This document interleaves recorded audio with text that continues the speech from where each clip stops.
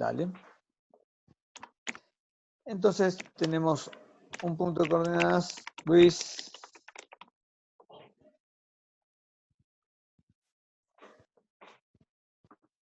Debe ser Luis ese, estoy seguro. Muy bien, gracias. Entonces, tenemos un punto de coordenadas conocidas, dijimos, una distancia y un azimut, PT07, PT08. Y como decíamos en la triangulación, la prioridad lo tienen los ángulos porque es lo mejor que se puede medir, e incluso en las redes, digamos, de triangulación, era lo mejor que se podía medir en los ángulos, no así la distancia. Entonces planteamos esta primera compensación para ver cómo obtenemos las coordenadas del resto de los puntos, ¿sí? Y sus respectivas elipses de error, ¿sí? Entonces, al fijar este punto, ¿sí? Y esta sola dirección, y usar solamente las direcciones angulares, vamos a ver, digamos que en las elipses de error, que va a haber una propagación del error en este sentido, ¿no? En el sentido de la red. Esto quiere decir que estos primeros puntos van a tener elipses de error más chicas y a medida que voy alejándome del punto de control, ¿sí? Del punto de coordenadas conocidas, las elipses van siendo cada vez más grandes, ¿sí? Y esto va a estar en definitiva en función de la precisión de los ángulos y de las direcciones y ángulos que se hicieron en las mediciones, ¿sí? Que obviamente van a estar dentro de la previsión que habíamos hecho de mediciones de errores cuando establecimos el error de una dirección, ¿no? ¿Sí? Teniendo en cuenta eso es como habíamos calculado la previsión de la dirección, y acá vamos a ver cómo surge después la elipse de error de los puntos. Nosotros, obviamente, nos pusimos para el cálculo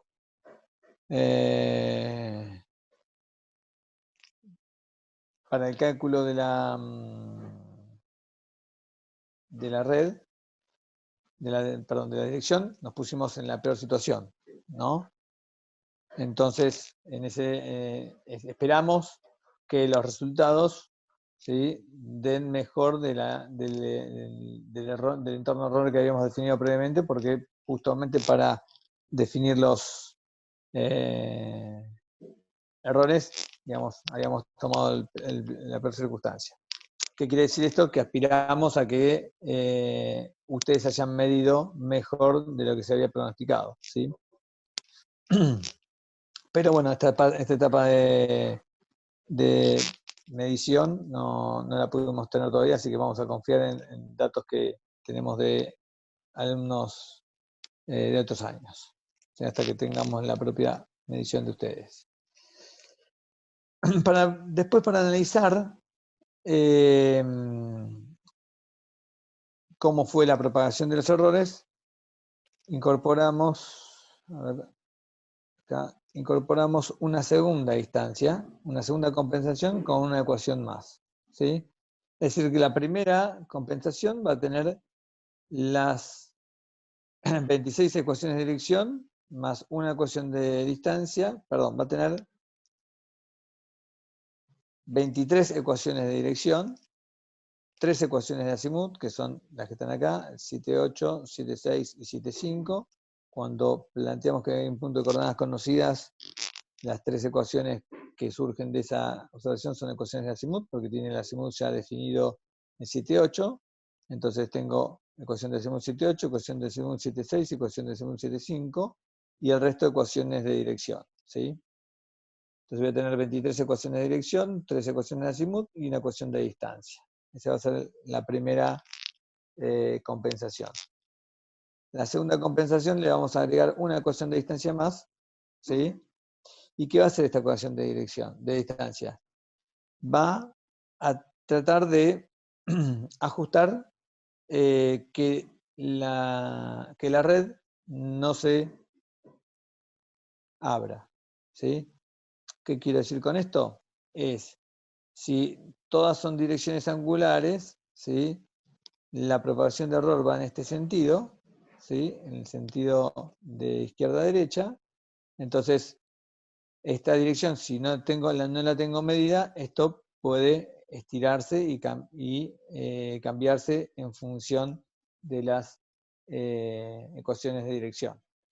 Ahora, si establezco una ecuación de distancia acá, ¿sí? Voy a ajustar que esta distancia medida, ¿sí? Se mantenga en el entorno de error a priori que voy a establecer, de tal manera que voy a, de alguna manera, cambiar un poco las elipses de error que pueden tener los puntos 1 y 2. ¿Sí? Obviamente no es que van a cambiar en gran parte, pero van a mantener, ¿sí? esta distancia. ¿Sí? Que antes, digamos, vamos a comparar la distancia PT01, PT02 de la compensación 2 respecto de la compensación 1, que no había sido puesta como medida para ver cómo fue la variación. ¿Sí? Entonces, esa es la segunda compensación. La tercera compensación, ¿sí? Va a ser lo mismo, digamos, PT07 y el azimut PT07, PT08, pero ahora vamos a contemplar todas las distancias y todos los ángulos, o sea, no solamente PT01 y PT02, sino todas las distancias. No las marqué para no entorpecer un poco la visibilidad del trabajo de la gráfica, pero en la compensación 3 vamos a utilizar todos los datos. O sea, fuimos a medir, vamos a utilizar todos los datos. Entonces, vamos a tener todas las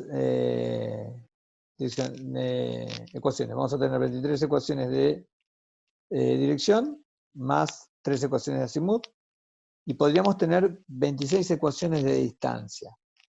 Y acá, para no ser muy engorroso el trabajo de las matrices, voy a solamente considerar 13 distancias de las 26. O sea, vamos a tomar el promedio de la distancia entre la ida y la vuelta. PT01, PT02, PT02, PT01, vamos a tener una distancia sola, una condición de distancia solamente por ese vector, contemplando el promedio de las dos medidas, PT01 y PT02 a PT02, PT01.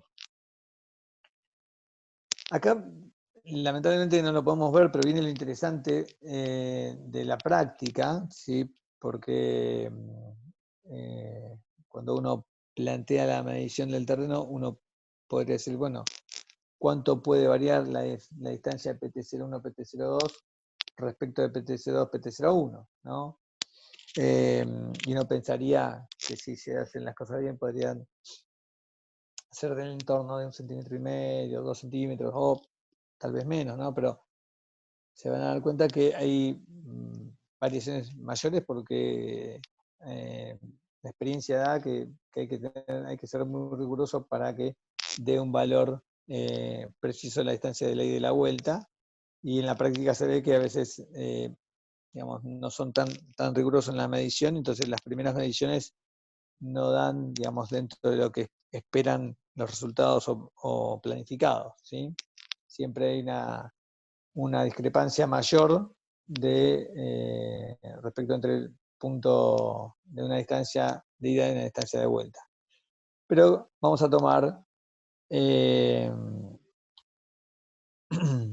una de las dos distancias, y respecto a eso vamos a mirar cuál es la diferencia, ¿sí?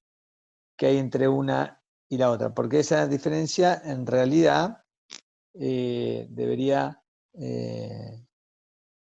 ser el parámetro inicial de la precisión o el peso de la distancia que hemos tomado, ¿sí?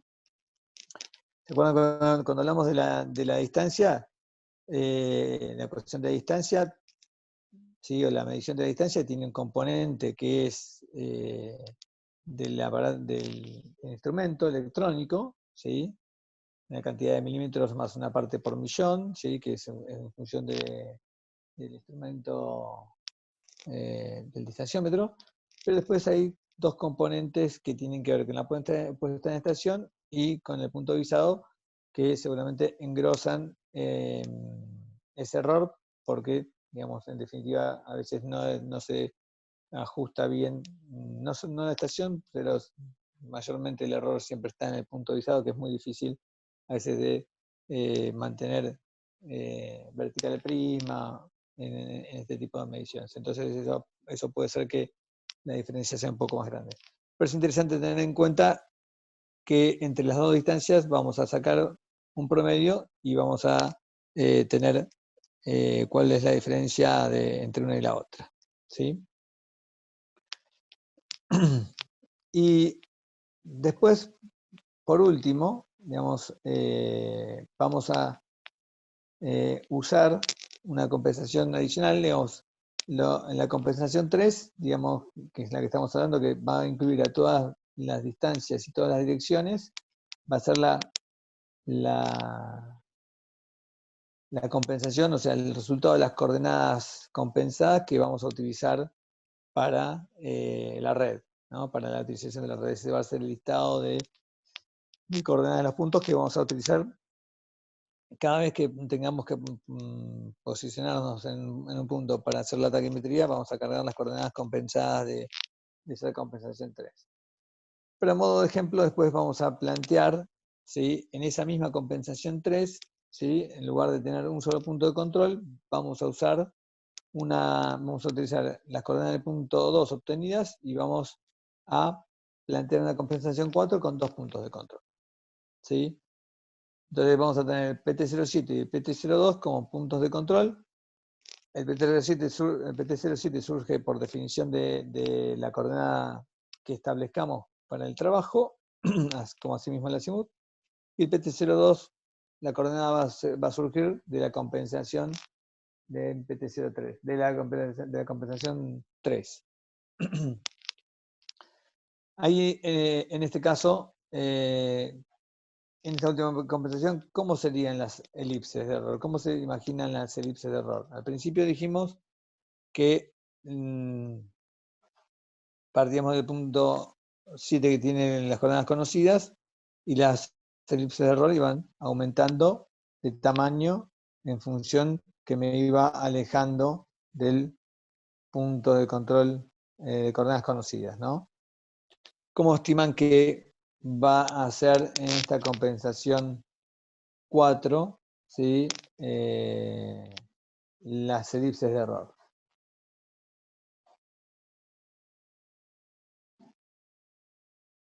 ¿Alguien que se anime? Yo creo que el error, la elipse con mayor error estaría rondando en el PT04, PT05, debido a la distancia que hay entre los dos puntos fijos, como en el medio, digamos. Bien. Efectivamente es así.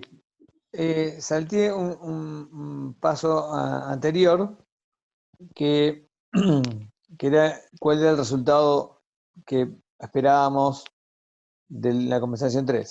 Es cierto que la compensación 4, al tener este punto de control y este punto de control, este punto de coordenadas conocidas, no punto de control, sino punto de coordenadas conocidas, trabaja de la misma manera que este.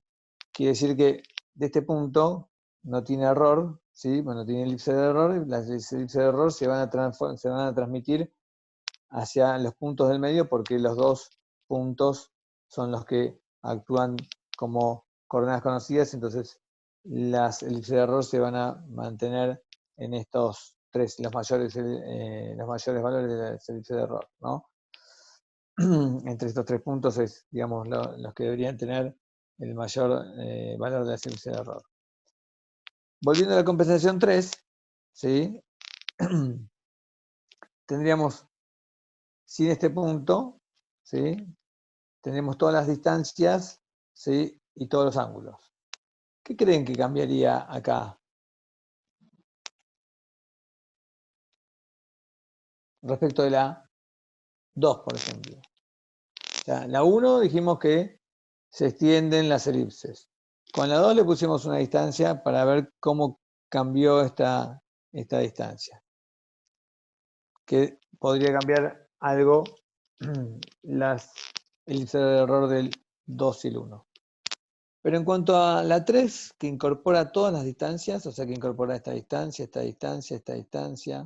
que no solamente las direcciones angulares, sino que incorporan las distancias, ¿cómo creen que van a influir?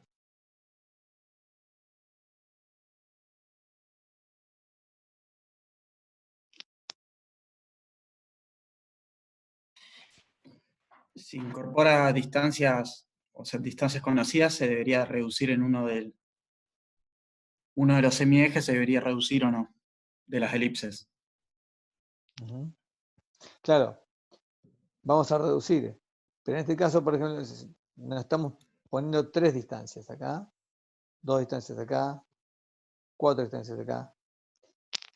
Entonces, la idea es que si las mediciones están relativamente bien hechas, debería, en lugar de ser elipses, deberían ser más en torno a circunferencias, porque tengo varios factores que me están ajustando esa elipse. No solamente las mediciones angulares, sino también las mediciones de distancia. A ver si puedo, ¿sí? Para este punto de acá voy a tener esta distancia, voy a tener esta distancia, voy a tener esta distancia. Entonces, más allá de las mediciones angulares, si las mediciones están bien hechas, va a entender a redondear en lugar de hacer elipses, sino redondear un poco más las elipses. Esto en función de cómo está la distribución de la red, ¿no? Podemos tener otra distribución y podría ser diferente, ¿sí? Pero bueno, la idea de las compensaciones, ¿sí? Y por eso hacemos 4 y vamos sumando, ¿sí? De la 1 a la 2 le sumamos una distancia, de la 2 a la 3 le sumamos todas las distancias, y de la 3 a la 4 le incorporamos un punto de coordenadas conocidas, ¿sí? Para hacer el análisis cómo van cambiando las elipses. Y esto motiva a que cuando ustedes tengan que hacer un análisis de una red, ¿sí? Tengan los conocimientos, digamos, por lo menos con sus propias mediciones, de cómo tuvieron que colocar, o sea, colocando una distancia, colocando una dirección a un peso mayor, cómo se ajustaban cómo se ajustan mejor las mediciones, ¿no? En función de el resultado que quiera obtener. Esto es válido tanto para una red de triangulación como esto, como para una poligonal, digamos. Uno puede, en lugar de ajustar por mínimos cuadrados una red de este estilo, o podría ajustar una poligonal, ¿no? El método es similar en cada caso, ¿sí? ¿Me siguieron hasta ahí? ¿Alguna duda? Sí. Bien, entonces ya tienen las 4 compensaciones. Vamos a ver un ejemplo de la compensación. Dejo de compartir esta parte.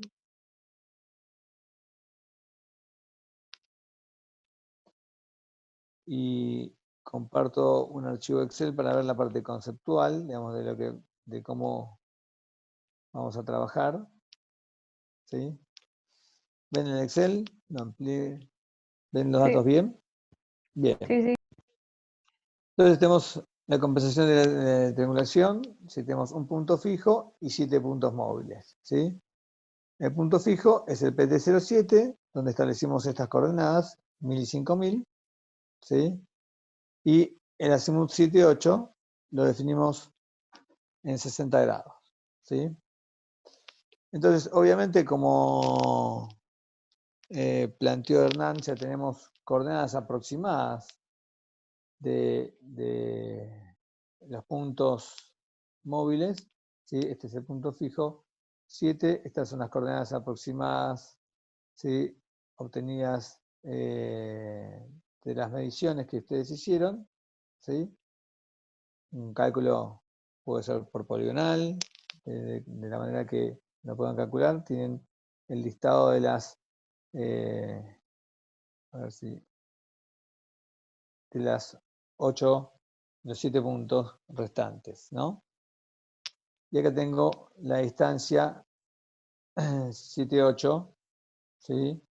Que en este caso, si se fijan bien, la obtenemos a partir de las coordenadas a priori que no va a variar mucho porque es la primera distancia, si es el primer cálculo, no va a variar prácticamente nada con la medida, ¿no? Porque esta coordenada del punto 8 se obtiene en función de la distancia medida al punto 7, ¿sí? Desde el punto 7, ¿sí?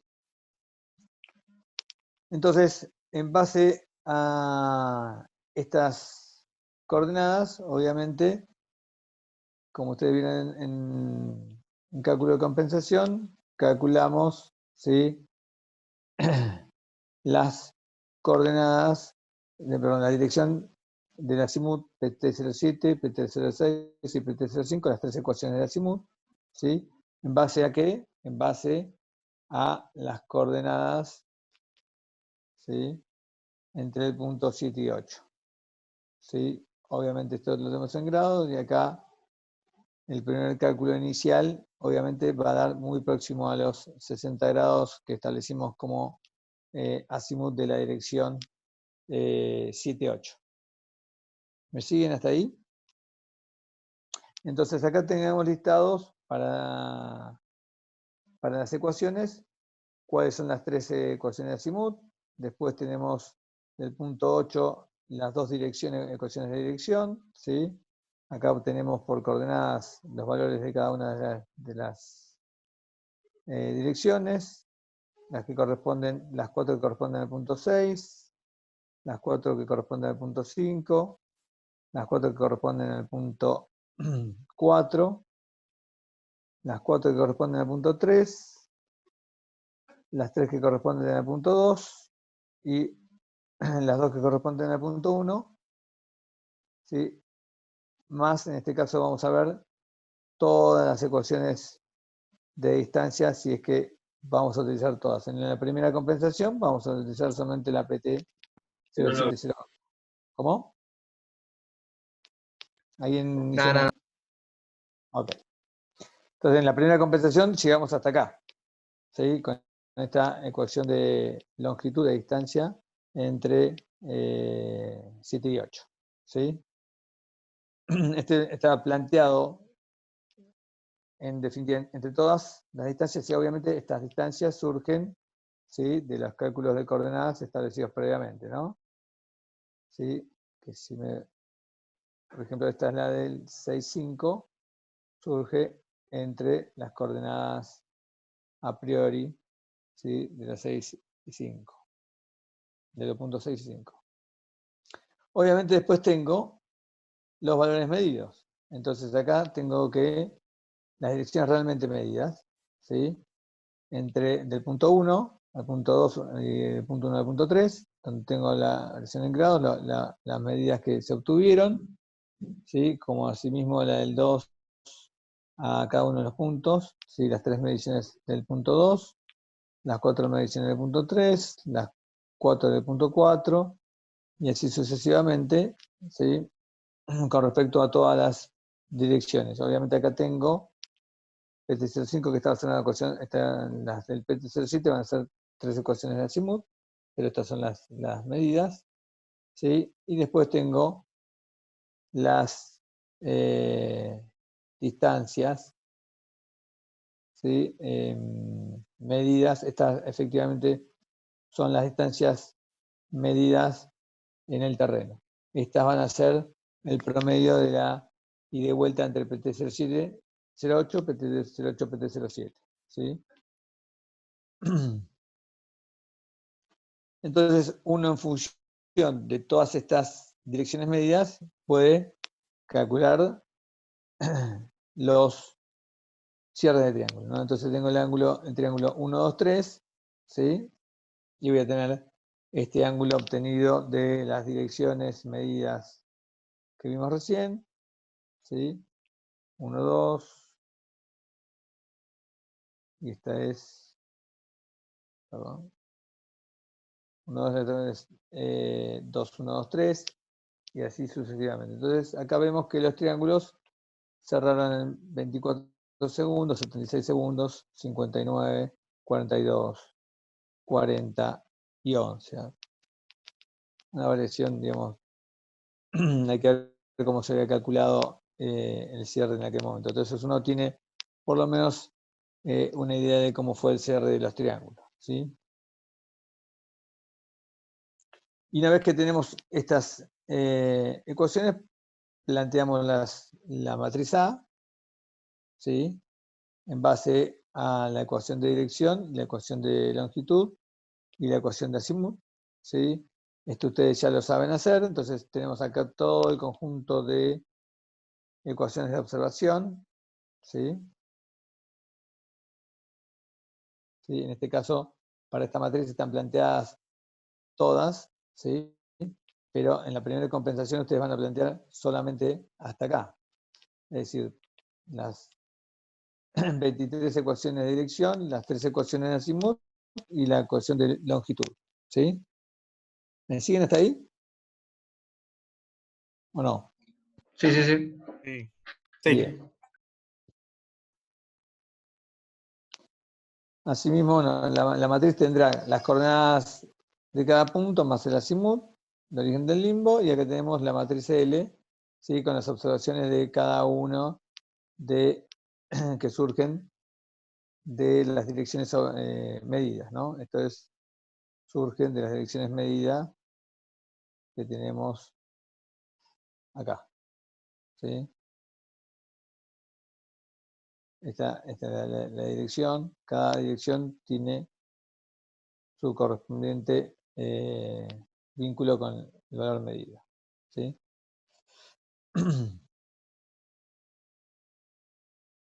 Bien. Después hacemos la matriz de traspuesta, el concepto de siempre, y la matriz de pesos, y acá nos vamos a detener un poquito ahora, ¿sí? Y después la traspuesta por P, la traspuesta por P por A, la matriz inversa, la matriz Q, la famosa que ustedes conocen, ¿sí? Y así vamos, después tenemos la matriz X, donde vamos a tener las direcciones, los valores compensados, ¿sí? Y los resultados de la compensación, ¿sí? Que son las coordenadas compensadas, ¿sí? Y obviamente, si las vamos a comparar con las coordenadas a priori, vamos a obtener unas diferencias que hay que analizar en función de los resultados. Pero particularmente, lo que me interesa que destacar ahora, ¿sí? En esta primera parte, es que nosotros vamos a trabajar, ¿sí? En principio, con un error a priori, ¿sí? Entonces, el error a priori, ustedes saben que es la inversa del error, el peso va a ser la inversa del error a priori. Entonces tenemos un peso de las direcciones, ¿sí? Establecido en 14 segundos, acá podemos variar, y un peso en las distancias.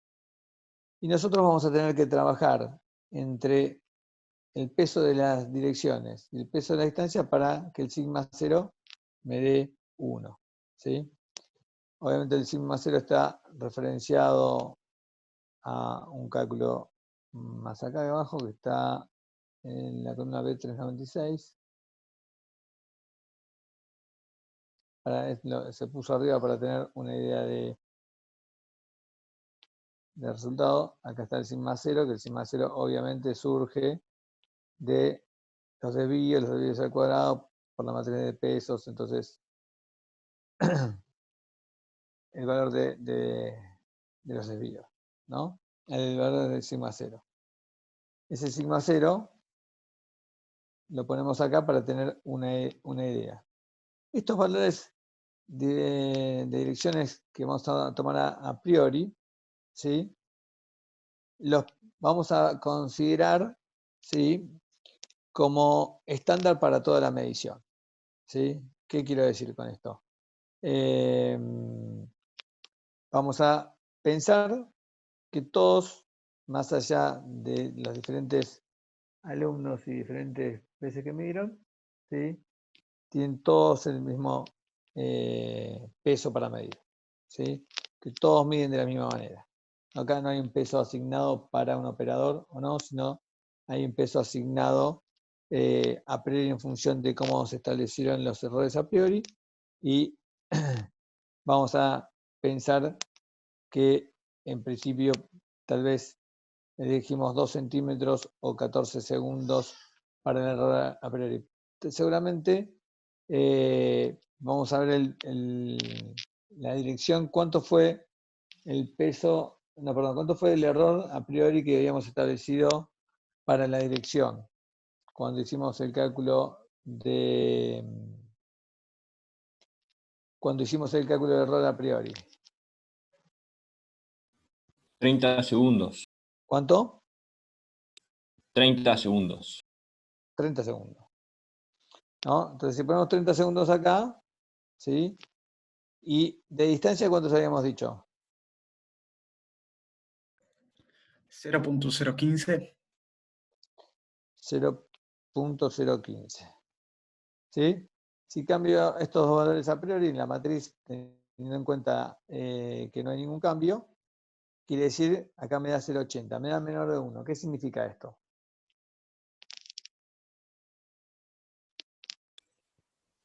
Que se midió mejor de lo esperado, ¿no? Que se midió mejor de lo esperado, ¿sí? Que es lo que estimábamos que iba a pasar, porque cuando nosotros establecimos esos errores a priori, dijimos que eran colocarnos en el peor caso, ¿sí? Entonces, en ese sentido, venimos bien. Dijimos 30 segundos de error angular y un centímetro de error de distancia, ¿sí? Nos da un sigma 0 menor que 1, que quiere decir que esto lo tendríamos que ir bajando para ver para ver cuál es el resultado final en función de que llegue esto a 1. Obviamente que uno puede decir, bueno, a ver, entonces medida el milímetro. ¿Sí? Y esto nos da, por decir, esto nos da mucho peor, ¿no? Supongamos que pongamos acá 5 milímetros. O pongamos, tal vez, o pongamos 1 milímetro, ¿sí? Y acá tenga que poner 60, ¿sí? Entonces uno puede decir, con esto me dio 1, ¿sí? ¿Está bien?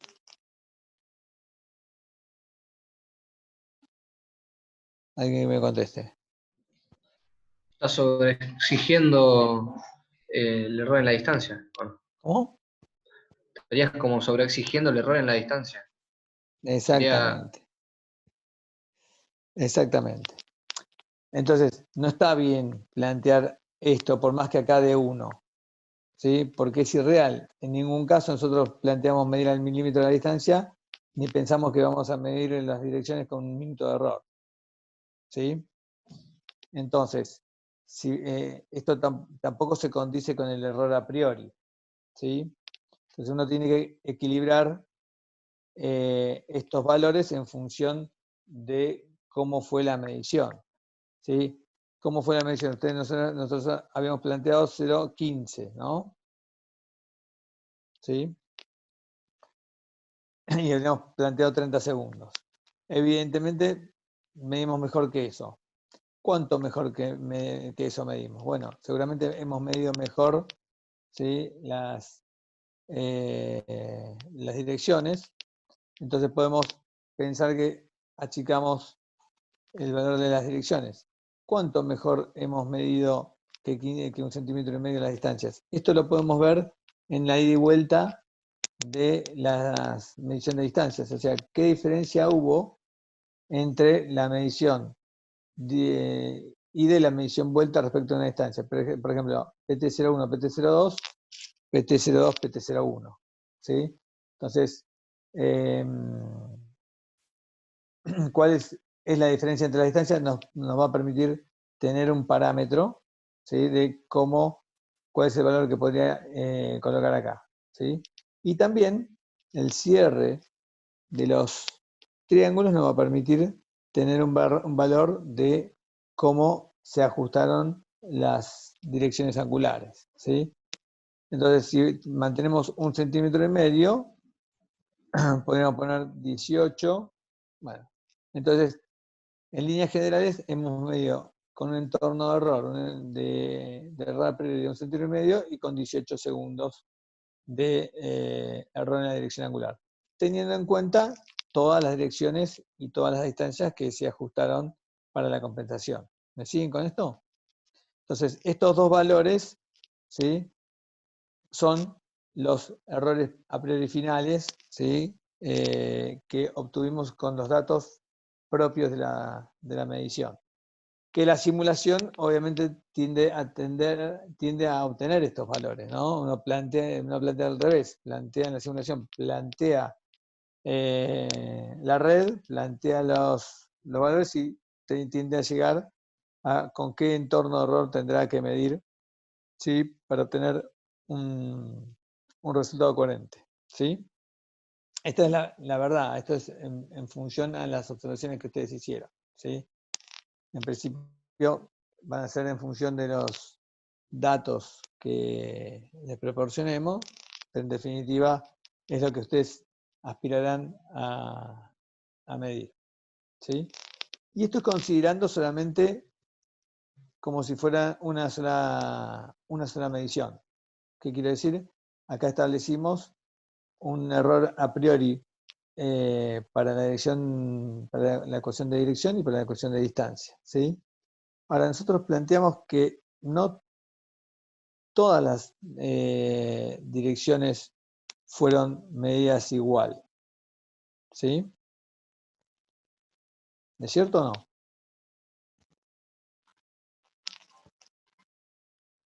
¿Sí o no?